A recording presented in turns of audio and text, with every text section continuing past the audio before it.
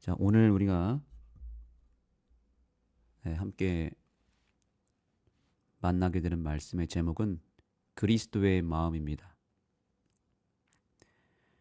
교회의 분열을 막고 또 연합으로 나아가는 가장 확실한 길은 그 구성원들이 예수 그리스도의 마음을 품고 그 마음이 실제로 내재되어야 합니다.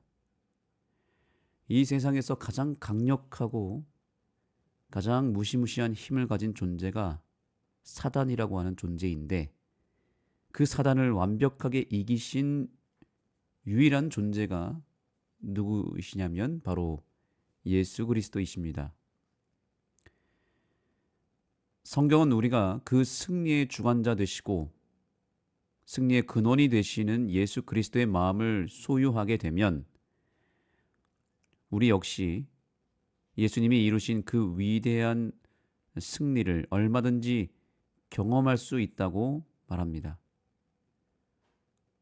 그래서 우리는 반드시 그 예수 그리스도의 마음을 반드시 소유해야 합니다.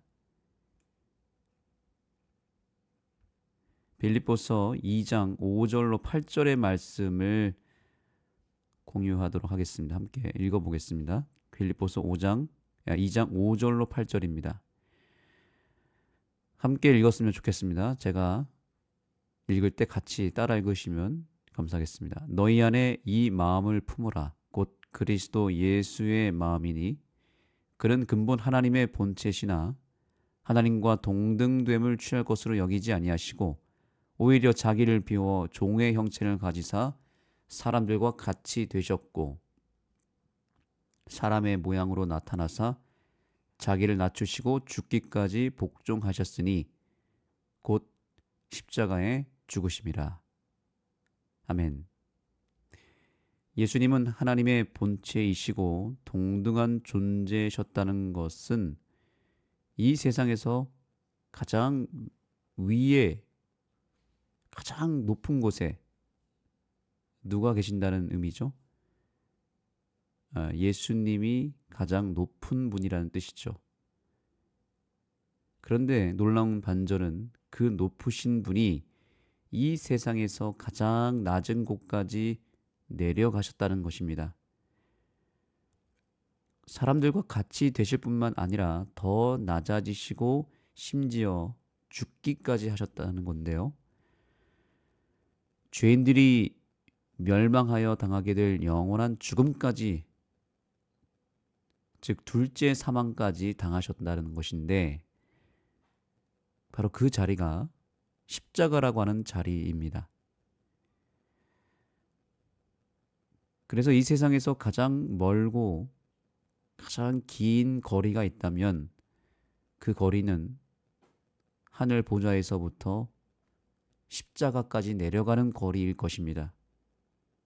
바로 그 거리를 예수님이 가신 것입니다. 가장 높은 곳에서부터 가장 낮은 곳까지 임하신 예수님께서는 이 세상에서 모든 것을 다 품고도 남을 넓은 마음을 갖고 계신 것입니다. 우리가 그런 표현 많이 쓰잖아요. 하늘만큼 땅만큼. 또 하늘이라고 하는 것은 정말 우주라고 하는 그 범위는 너무나 넓고 정말 끝이 없지 않습니까? 그 우주에서 이 낮고 낮은 땅, 지구라고 하는 땅은 아주 작고 먼지처럼 보이지 않는 그런 크기의 존재입니다. 그런데 예수님께서 그 우주를 다 다스리시는 분께서 이 지구라고 하는 작은 행성까지 내려오신 것은 정말 그 거리가 너무나 길고 엄청난 거리에서 오셨다고 볼 수 있는 것입니다. 그래서 우리가 예수님의 마음을 소유한다는 것은 바로 이러한 마음을 소유했다는 의미입니다. 단순히 겸손하고 낮은 마음, 그런 정도의 수준이 아니라 그 이상의 의미가 있는 것입니다. 이 세상의 모든 사람을 다 품을 수 있는 마음이죠.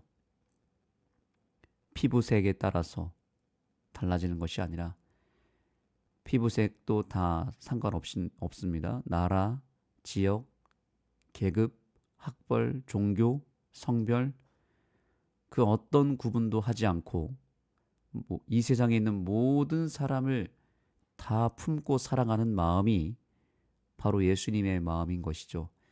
어차피 예수님의 입장에서는 가장 높은 곳에서부터 가장 낮은 곳까지 내려오셨기 때문에 이 세상에 있는 모든 사람이 그저 다 똑같은 사람으로밖에 보이지 않습니다. 도토리 키재기보다 더 의미 없는 비교에 불과하기 때문에 예수님은 모든 사람을 다 품을 수 있는 것입니다.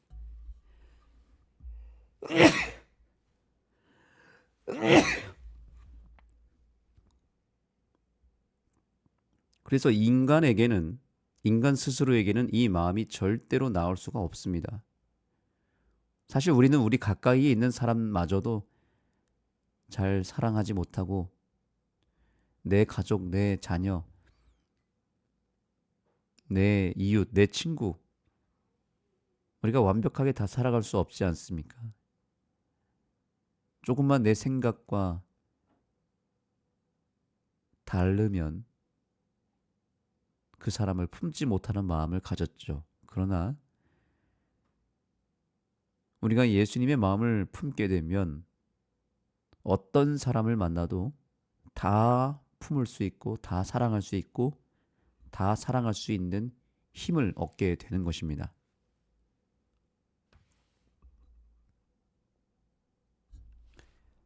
자, 그래서 우리 교과의 내용을 잠깐 보도록 하겠습니다.